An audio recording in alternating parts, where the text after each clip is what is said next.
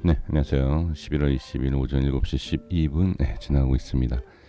비트코인, 리플 지금 어느 정도 반등이 나오면서 그 저항에 대한 돌파 시도, 그리고 오늘 안착하는지 봐야 돼요. 오늘 중요합니다. 그러니까 단기적인 흐름으로도 볼 수 있는 거지만 중장기가 이제 단기로 시작되는 거 아닙니까? 그래서 단기로만 보실 것이 아니라 그 기준에 대해서 올라가서 안착하느냐, 아니면 조금 이렇게 하락을 해서 좀 시간이 걸리느냐, 그러한 내용을 좀 확인해 주시면 좋을 것 같고요.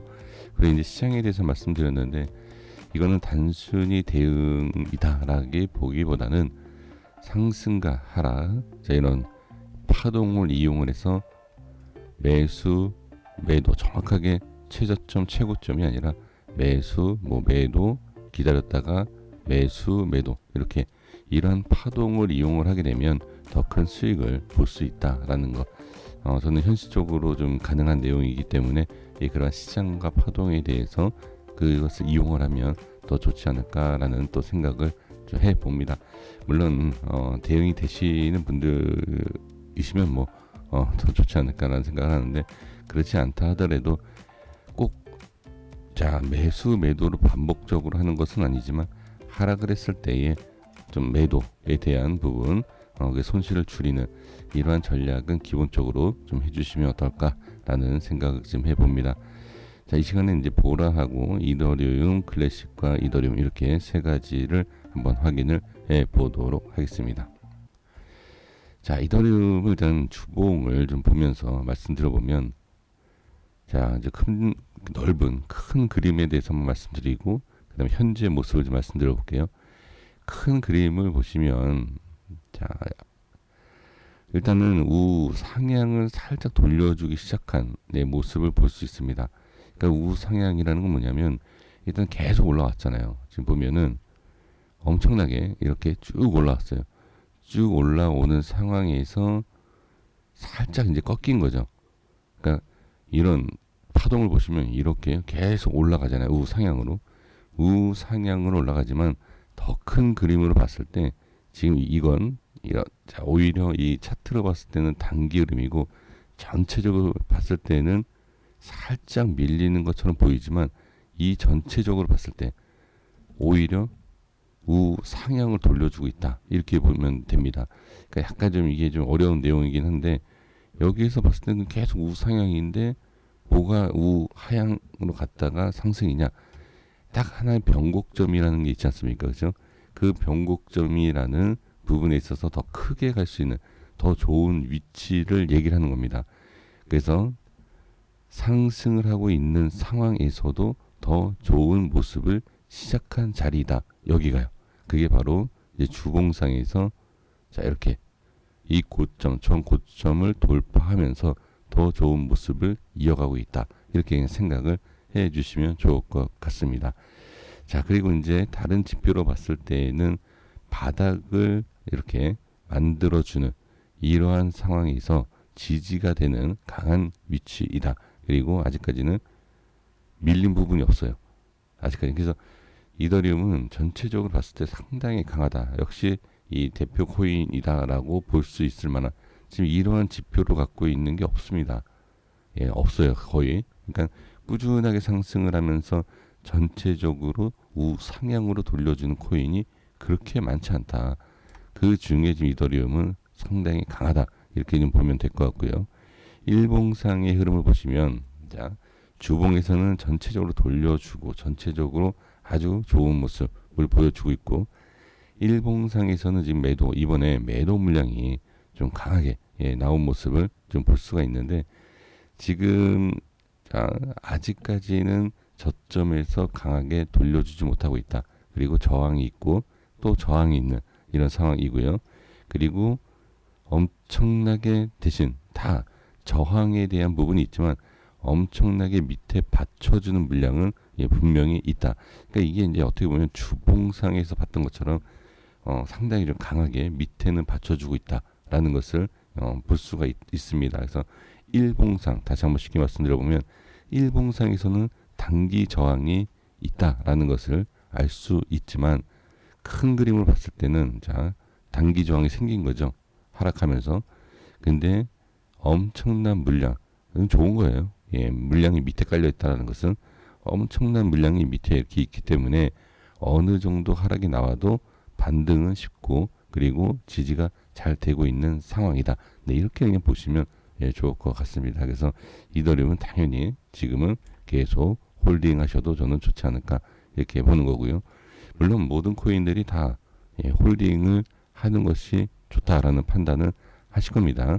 네, 근데 이더리움은 그 중에서도 더 강한 모습이다. 이렇게 보시면 될 것 같고, 그리고 지금 이크를 보게 되면 저점에 대한 박스예요. 그렇죠? 하락에 대한 박스를 보고 있고, 그리고 이제 큰 그림에서 아직까지는 저항 돌파를 못하고 있다라는 것을 볼 수가 있습니다. 그리고 이제 좀 저항 돌파도 못했지만 저항이 있는 물량이 조금 있다. 이렇게도 볼 수 있고, 큰 그림으로 봤을 때는 아직까지는 우상향으로 돌려주지는 못하고 있다. 하지만 밑에 받쳐주는 물량이 그래도 아직까지는 꽤 있다. 이렇게 보시면 좋을 것 같습니다. 그래서 지금은 큰 그림으로 봤을 때는 박스이지만 그렇게 쉽게 확 밀리는 그런 모습은 아니다. 하지만 이 지표가 얘기해주는 그대로인 것 같아요. 차트를 보면 쉽게 미는 그런 위치도 아니지만 쉽게 올릴 수 있는 자리도 아니다. 결국은 횡보 박스를 유지하고 있는 모습이다. 자, 이렇게 볼 수가 있고요. 그리고 이제 일봉에서 이제 보시면, 자, 일봉에서는 이번에 하락이 나오면서 저점을 찍고 살짝 이제 고개를 들어주는 모습, 그리고 기준에서 많이 좀 벌어진 상황, 이격이 벌어진 상황에서 돌파를 못하고 있는, 이 돌파를 하게 된다라고 했을 때는 이러한 자리겠죠. 이렇게 돌파를 해줬을 때 좋은 더 상승을 볼 수 있다. 하지만 지금까지는 더 큰 그림으로 봤을 때는 아직까지 이탈된 건 아니다. 그래서 밑에 받쳐준 물량도 있고 아직까지는 이탈을 하면서 위험한 자리는 아니다. 자, 그러면 이게 주봉에서 말씀드렸던 내용하고 같아요. 결론은 저항이 있다. 저항이 있어서 상승은 제한적인 단기적으로요. 상승은 못하고는 있지만 조금 더 큰 그림을 봤을 때는 지지가 되는 물량들이 있고 아직까지는 큰 그림으로 하락으로 빠진 것이 아니기 때문에 단기적으로 저항 그리고 밑에 물량이 있고 횡보 박스이다. 그러니까 주봉과 일봉에서 똑같은 위치를 흐름을 또 보여주고 있다라고 생각하시면 좋을 것 같습니다. 그래서 당연히 지금은 계속 보유를 하시면서 우상향으로 돌려주는 단기 저항을 돌파를 해주는 모습을 좀 기대를 해보면 좋을 것 같다. 이렇게 생각을 해주시면 좋을 것 같고요. 자, 이제 보라에 대해서 지금 질문을 좀 많이 주셨는데, 보라는 일봉에서, 자, 이건 좀 어려운 내용이에요. 어려운 내용인데, 그냥 한번 제가 설명을 좀 드려볼게요. 이거는 이제 캔들을 좀 분석을 좀 해야 됩니다. 자, 그냥 이런 게 있다. 이렇게 생각해 주시면 됩니다. 좀 이해가 좀 안 되실 수 있어요. 지금 이렇게 상승을 하고 윗꼬리가 되고 음봉과 이렇게 빠지는 모습을 볼 수 있잖아요. 여기서 이제 봐야 될 게 뭐냐면 상승과 양봉에 대한 윗꼬리, 이거는 뭐죠? 끌어올렸다가 매도 물량이 이 위에서 나왔기 때문에 올리고 내렸기 때문에 되게 윗꼬리가 생긴 거죠. 그러면 이거를 보시면 이만큼 올렸다가 이만큼 뺐어요. 그러면 올렸다가 뺐다라는 것은 여기에 대해 아까 말씀드린 매수와 매도에 대한 파동이 강한 겁니다. 그러면 이 위치에 대해서 기준이 될 수 있어요. 여기가. 자, 다시 한번 상승을 시키는 시가에서 밑으로 뺐다가 올렸다가 다시 빼죠. 그럼 이 부분에 있어서 이 시가 기준, 자, 우리가 이제 시가를 돌파를 했을 때 좋은 모습이 나온다, 이런 얘기를 하지 않습니까? 그렇죠? 여기 보시면 시가에 대한 그리고 종가에 대한 부분에 있어서 바로 밀리죠. 그러면 여기 이 꼬리가 아닌 몸통 캔들이 기준이 될 수 있다는 거예요. 그러면 제가 이걸 왜 말씀드리냐면 이만큼 올라갔을 때에 보면 지금 이만큼 올라갔을 때만큼 하락을 해서 지지를 하죠. 그죠? 그러면 이거는 이제 지난 내용을 가지고서는 해석을 하는 거예요. 자, 이걸 일단 해석을 하는 겁니다. 이걸 가지고서 이만큼 빠진다라는 것을 미리 알 수 있는 게 아니라 지금 그런 모습을 보여주고 있다는 거죠. 그러면 이 다음에 이제 해석을 해야 돼요.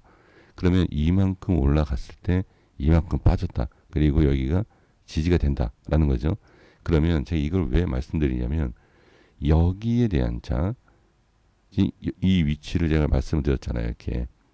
그럼 이만큼 상승과 하락이 나왔잖아요. 그러면 지금 정확하게 지지가 된 것이 이걸 비례를 했을 때의 반등이 나왔죠.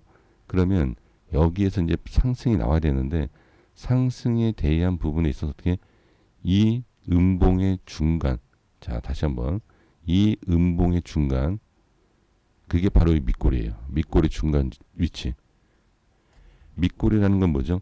밀었다가 올린 거죠. 밀었다가 올린 것에 대한 물량이 또 만만치 않게 있다라는 거죠.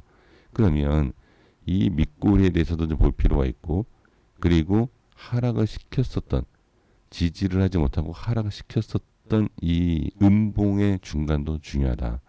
자, 그래서 결론을 내려보면, 자, 한번 말씀드려보면, 자, 여기 이 위치를 벗어나야 돼, 일단.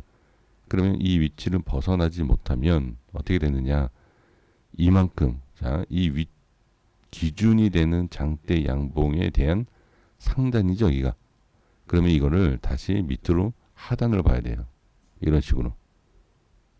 자, 이렇게. 그러면 만약에 여기를 돌파를 못한다라고 했을 때 이 밑에 내려올 수 있다라고 봐야 됩니다. 이게 그러니까 단순하게 캔들을 분석하는 이유가 뭐냐면 매수와 매도에 대한 싸움에 대한 것을, 그러니까 힘 겨루는 것을 분석을 해서 얘기를 하는 거죠. 자, 그래서 지금은 이 위치에서 반등 나오는 거는 맞다.